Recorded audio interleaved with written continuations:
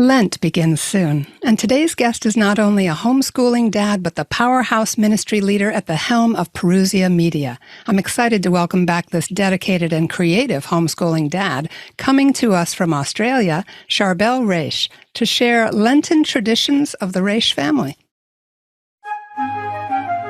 Welcome to Homeschooling Saints, the podcast that helps you create the homeschool you love for the people you love.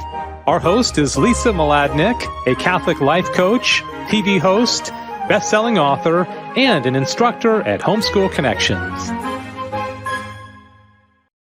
Before we get started, remember to subscribe to this podcast so you never miss an episode. And if you're watching on YouTube, click the bell to join our channel.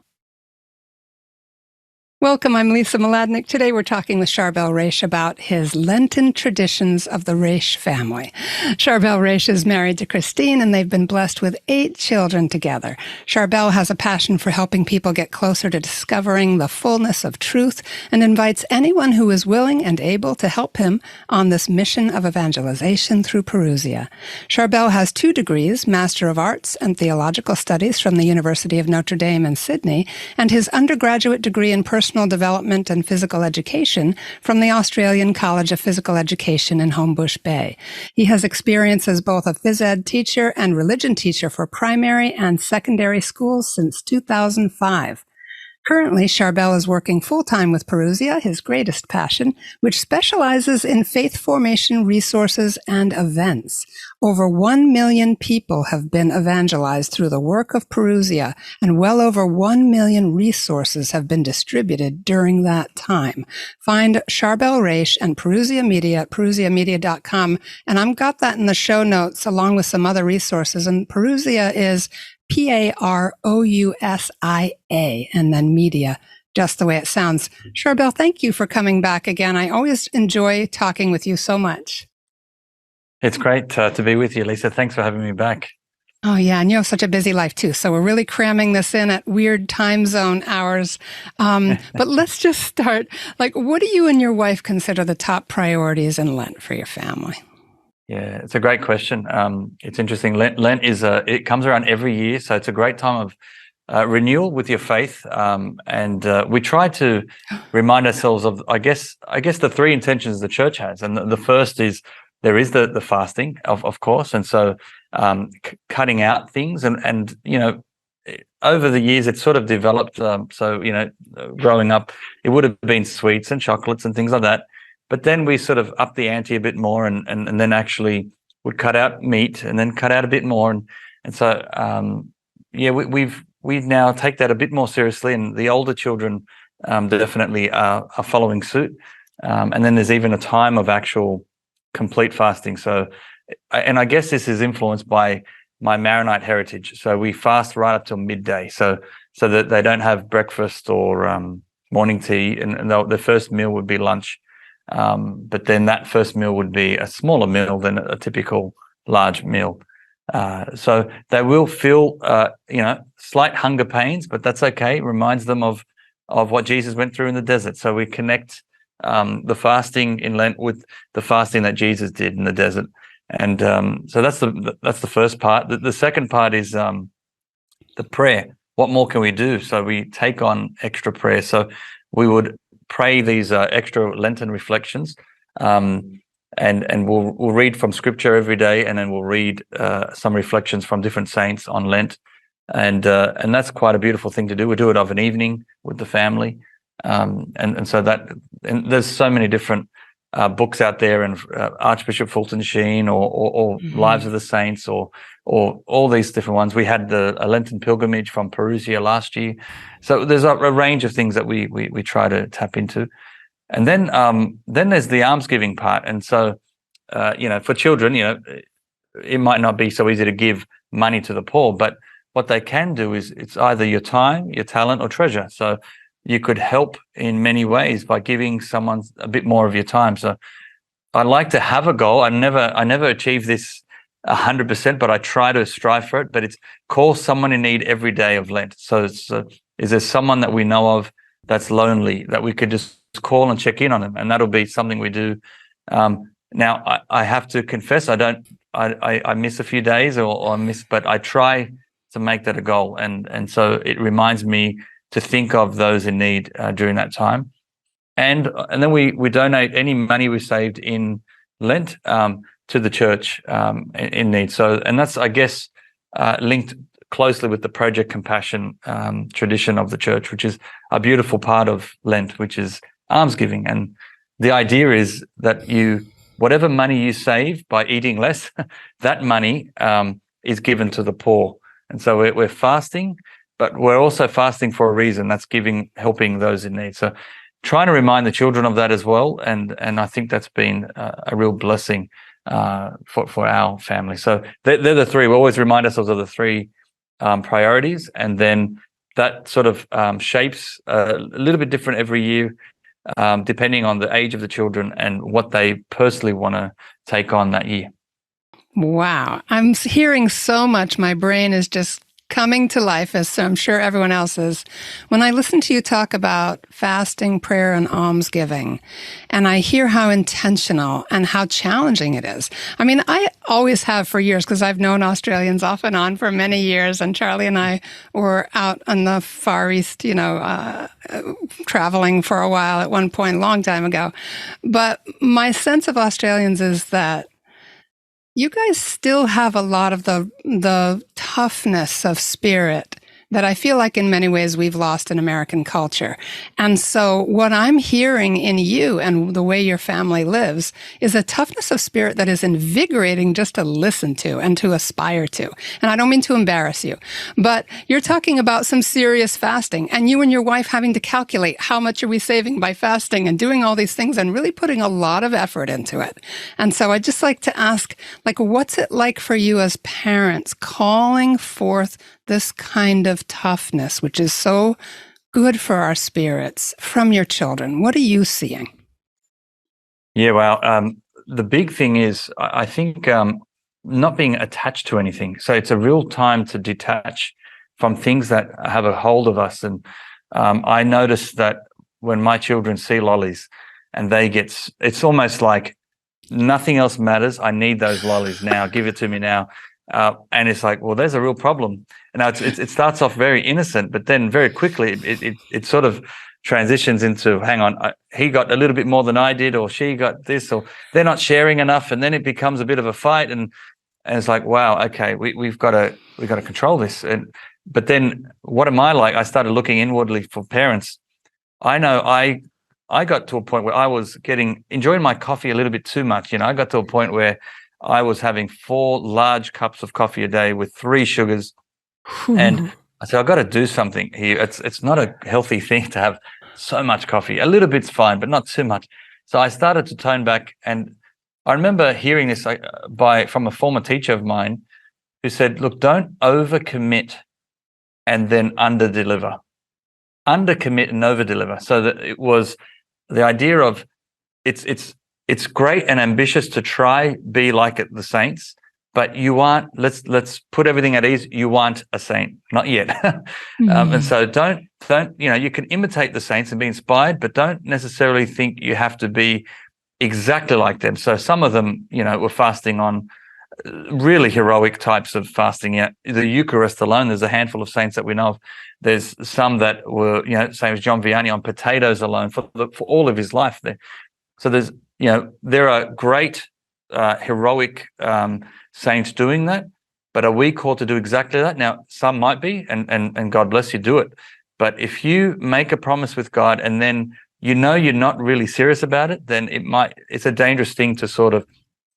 So you're giving God lip service. So I'm gonna also be like St. John Vianney and fast on potatoes only, and then a week later you fail, and then you do it again and again and again. Now it's okay, we fail, but maybe just have a bit more of a realistic goal.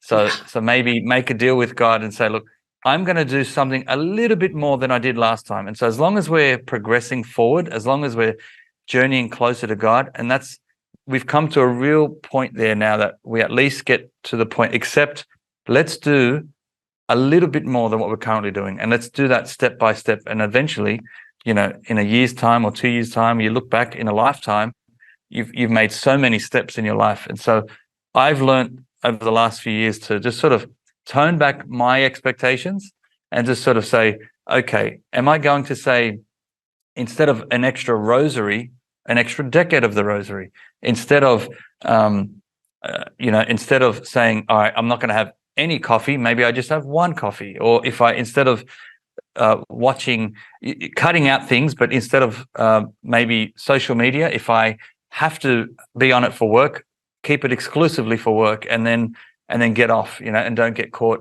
just wasting time.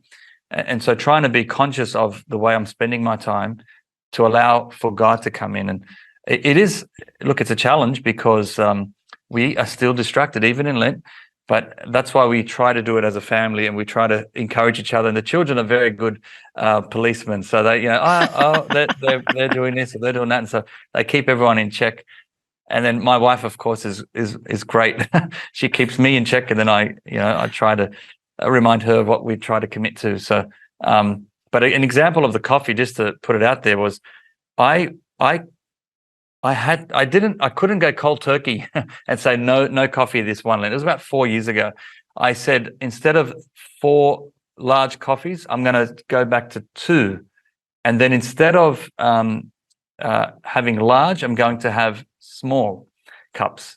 And so then that allowed me, so I remember just adjusting my volume, and what it was a progressive commitment.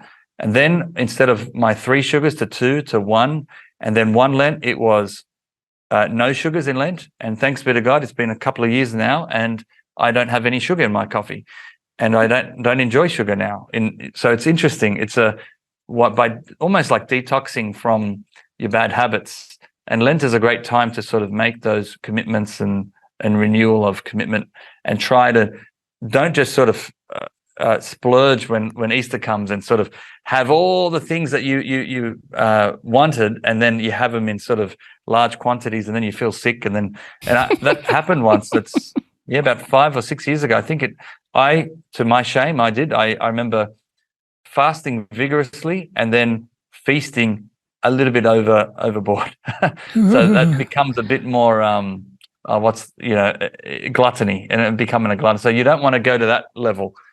So it's sort of keeping in check and being in control the whole time, and so then having realistic goals, and then bit by bit, year after year, just taking on a bit more. So now I can actually give up coffee during Lent.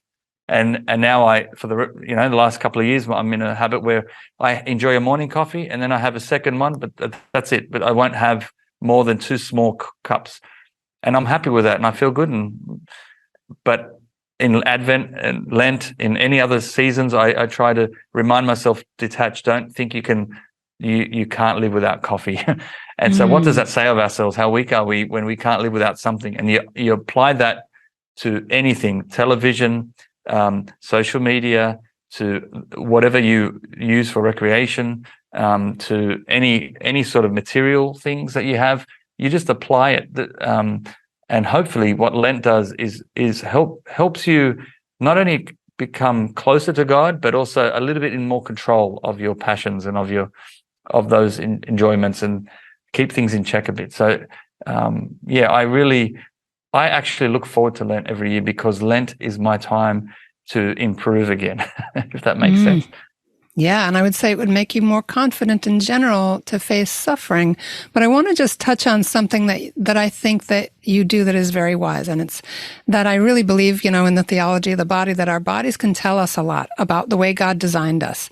And so here you are, just like you would at the gym, incrementally adding more weight, building those muscles slowly, and also teaching your children that the extremes are not what gets us God's pleasure, but it's our growth over time. And so you model that for them. Absolutely. They see my weakness. They see my wife and I. We tried to do things a little bit too heroically, and then we fall and we fall and we fall. And then there's only so many times you want to keep being reminded from your children, "Oh, you keep falling."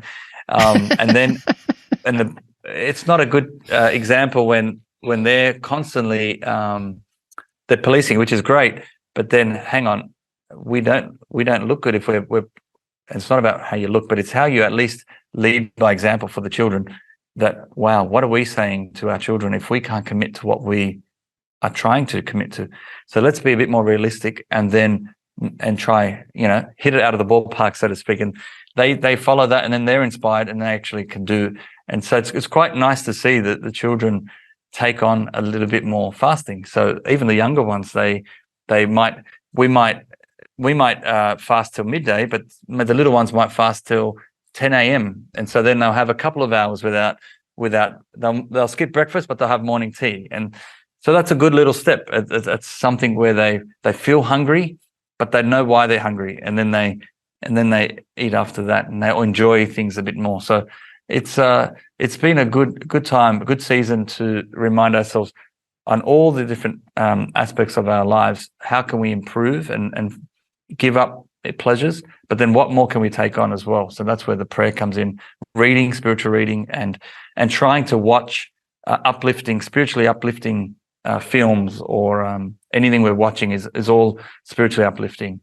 And I like Lent as a commitment with a specific book I want to read, a spiritual book, and my wife as well. So we'll have a Lenten book by our side, and the children will have one as well. They'll pick something that's their reading, that's their Lenten season reading, that's their personal reading time. So that's a good little habit as well. Wow, that's fantastic. Everybody, we're going to take a brief break to hear from our wonderful sponsors at Homeschool Connections, and we'll be right back with Charbel Raish sharing the Lenten traditions of the Raish family. We'll be right back. Hi, I'm Walter Crawford. And I'm Maureen Whitman. We are the co-founders of homeschoolconnections.com and proud sponsors of the Homeschooling Saints podcast, which is here to help you homeschool more joyfully, more easily, and more effectively. We want to thank you for listening. And we invite you to check out our courses at homeschoolconnections.com. And now, back to our program. All right, we're back with Charbel Raish. We're talking about the Lenten traditions of the Raish family, and it's so much fun. What occurred to me when you were talking about the whole family learning to fast is that what I've noticed over the years with my own family is that coming together at meal times, and this is, of course, very biblical too, is sacred, that something spiritual happens when we share a meal. Would you just reflect a little bit about what do you notice spiritually within your family when you fast together? Yes, that we're all in this together. So, it's interesting with suffering. Suffering what amplifies suffering sometimes is not having someone to share it with. But when we share with others that they're going through the same types of suffering as you, it makes it a bit more bearable in an interesting way. So they're not alone. And so it's a family unit. We're all doing this together. And so then you accept it a bit more. And so this acceptance of the suffering is quite an interesting time of year to do it. And so that's why I love Lent. It really helps us take on things to the next level and try to reduce our complaints. We don't complain about things as much. We don't. The children as well, their behavior is slightly, is improved. You notice these things because they know they can't just indulge. They know they have to be in check. They're trying. So yeah, their behavior is slightly better as well. I'm not going to say that they're living saints, but they'll definitely improve a little bit more. And then if they muck up, as they always do, we just remind them again, every evening, what can we do better tomorrow than we did today? And then that's the sort of thing. It's just a daily, and I guess not being so stressed as a parent. We should aim for have a high goal, but at the same time also expect the fact that the children are children, and so if they don't reach your level, that's perfectly fine. And don't be so caught up in, oh my goodness, my 4-year-old didn't do what I asked. They didn't fast. Hang on, let's put things in check. We've got children that are growing, and our job as parents are to teach them. And so they don't come out of the box ready to go. They don't come born as adults. They're babies, toddlers, early childhood. Then they grow up and upper primary, then teenagers, which is a whole new animal, and then older teenagers. And so you see the development. And end of the day, it's a good reminder for us as parents to take advantage of these and cherish these moments. I try not to complain. I know there's a daughter of mine that loves to have her back rubbed, to go to sleep, and I I haven't got time. But you know what? There's a time where now the older children would not want me to go anywhere near them and do that. So it's like, well, this is not going to last forever. So, reading a story or rubbing their back or whatever it is that comforts them, knowing that mum and dad are there. So Lent is the time where I say I'll do that without complaining, without whinging. Yes. And so those little things, it's a good time to try to, I guess, strengthen that aspect of your spiritual life, but also your charity, how much we can give up of our own personal time for our priority, which is our spouses and our children. There's such joy as you talk about this, just listening to all the energy that's kind of just coming up naturally for you. You even said, I love Lent. I've heard so many people say that they almost fear it because God has kind of provided them opportunities to be more patient than usual, or to suffer, as you said, without complaint. Maybe something unusual is going on for them in Lent. And I wonder if that's something they're noticing that's real, like that sometimes God will give us the extra thing to carry. Maybe we haven't chosen to carry enough, or there's something in particular. What's been hard for you and your family in Lent? And say a little bit about what you've learned in that process.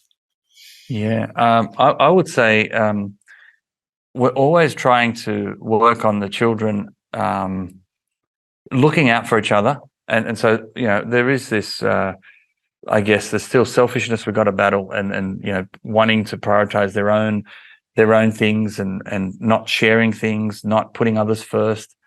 And what happens is when they're given so much, they expect when you spoil them too much, there's this expectation that they sort of say, this is mine, and they start taking ownership of material things, and then they get upset if someone touches things. And what you're doing, I feel like you're almost leading them down a path that's not a healthy one, because it's a lot harder. When you're not satisfied with what you've got, you're never going to be happy. And so we're seeing that play out time to time with our children. It's like, well, let's pull things back a bit. They don't need, things like, I'll put it out there now. I mean, video games is a great example. Do they need video games? Will they die if they don't play video games? They might think they will, but we know they won't. So things like that, it's a classic one where it's like, when I notice when they're playing, we might give them a bit of a treat. You can play for 15 minutes, but then they'll squeeze 30 minutes or an hour, and then their attitude is different. So, I don't like this attitude. and then they have this expectation. I think, okay, well, we're just going to cut out video games, not just for Lent, but we're going to cut it out for the year and maybe have one treat a year. So identifying these things where, wow, what is getting in what is holding our kids back, and sometimes making hard decisions like, wow, if they got up a little bit earlier, they might complain and think it's the end of the world, but we know it's good for them. So holding your ground as a parent and saying, look, no, let's do this. We've got to get up early.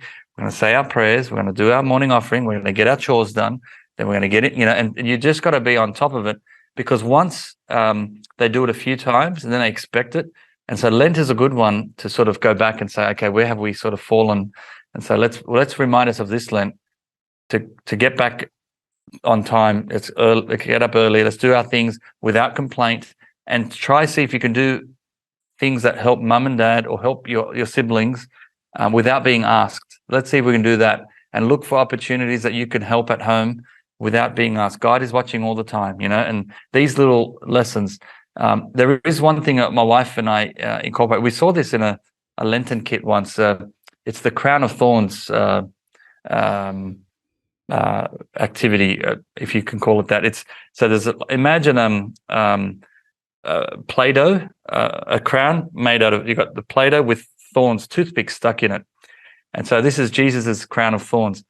And we have a jar. Every time we do something that is sacrificial, we take one thorn out of the crown of thorns and we put it in a jar. And so we're taking away the pain from Jesus by taking on a little. So it's a beautiful little thing. They actually look forward to it, because it's almost like a competition. They look out to do good things.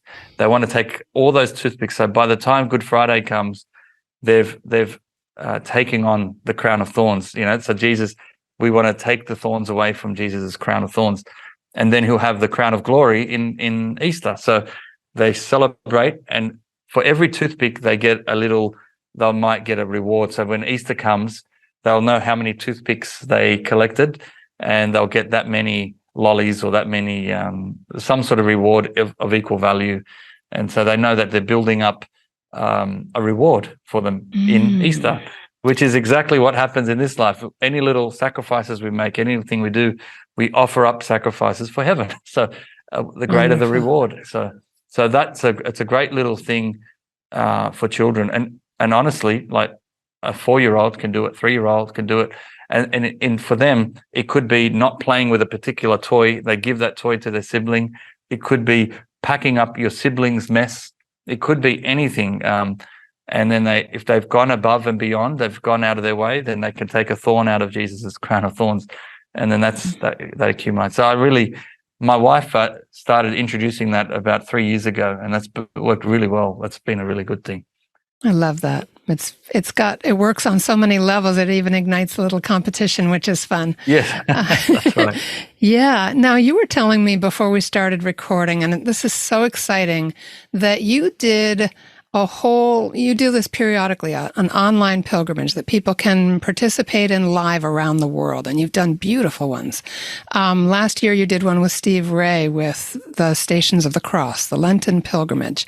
And now that's available with many, many reflections by a lot of your speakers and other resources. Would you tell us about that? Because I am dying to get this now that I've heard about it. It sounds absolutely beautiful. Just describe it for us, because I really think that homeschooling families are going to appreciate this resource. Yeah, thank you. Absolutely. Last year we invited Steve Ray to give a reflection on each station, and he was very happy to do it. He did it on video, and so these are about 5 to 10 minute reflections on each station. And Steve Ray's been to the Holy Land, 180 times. It's amazing. I don't know anyone on the planet that's done that many trips. And so he is intimately familiar with the Stations of the Cross. So he gives a reflection of what it's actually like, even today. And so I really love his insights. They're beautiful reflections. And he adds a bonus one on the resurrection. So there's the 15th station. So you have that. And so what we did last time was we worked back from Easter 15 days, and that's when the stations kicked in. And then from Ash Wednesday to that point, so there was about 4 weeks there, we invited other speakers to share reflections on what Lent meant for them. So they shared their own reflections. And so we had Matthew Leonard, who did a great reflection on penance. What does offering it up mean? And so he does a whole little Bible sort of reflection, and it's about 15, 20 minutes. And we have so many great speakers that have shared reflections. There's about 15 or so.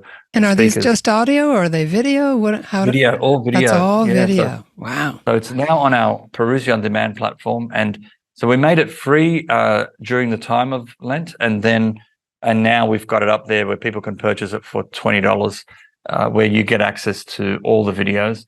And that's Australian dollars, which is a lot less in US dollars. Give us an estimate.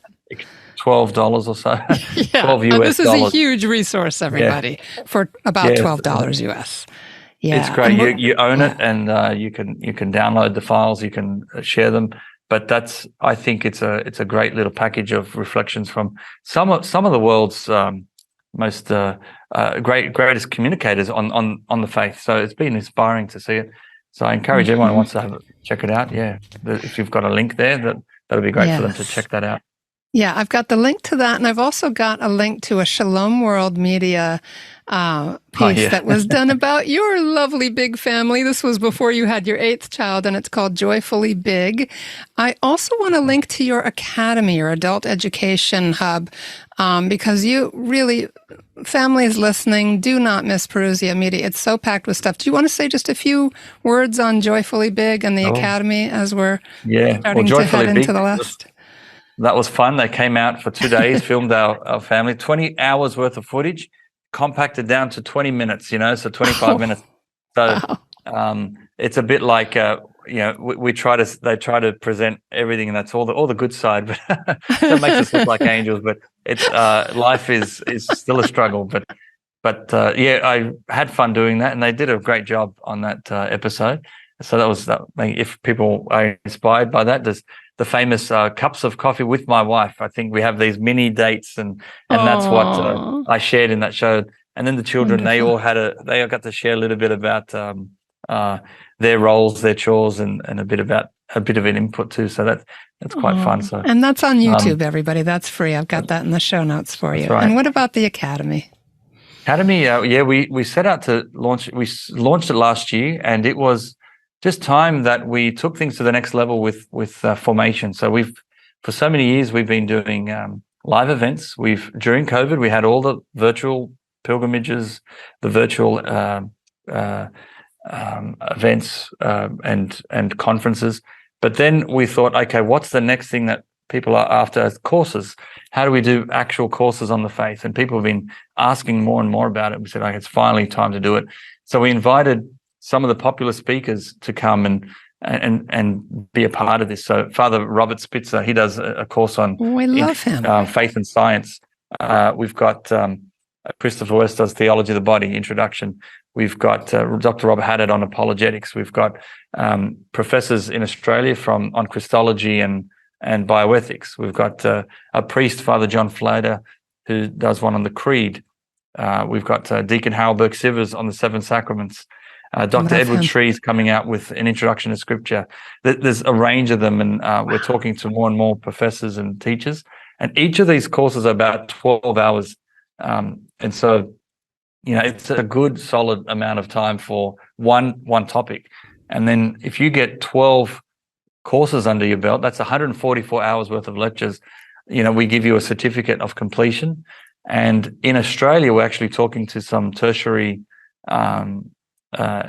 providers that may recognize it as prior learning, and we're trying to talk with some others over there in the States. Fingers crossed, Augustine Institute or other partners.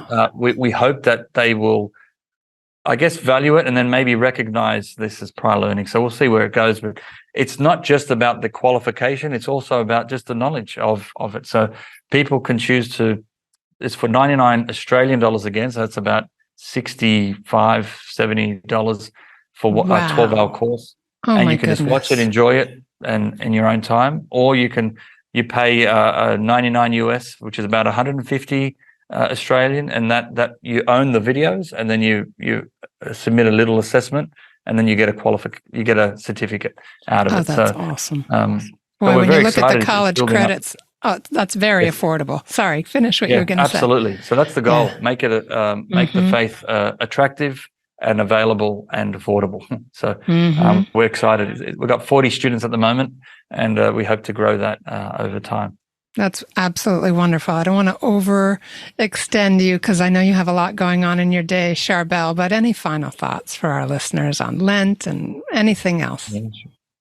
Just a reminder for myself, every time I look back at my life when I came back to the faith, it was always during Lent that I took my spiritual journey up a notch, and my relationship with God deepened, and I could trace back 20 years of my Lenten commitments, and every year after year I can pinpoint. So my actual conversion happened in Lent 20 years ago.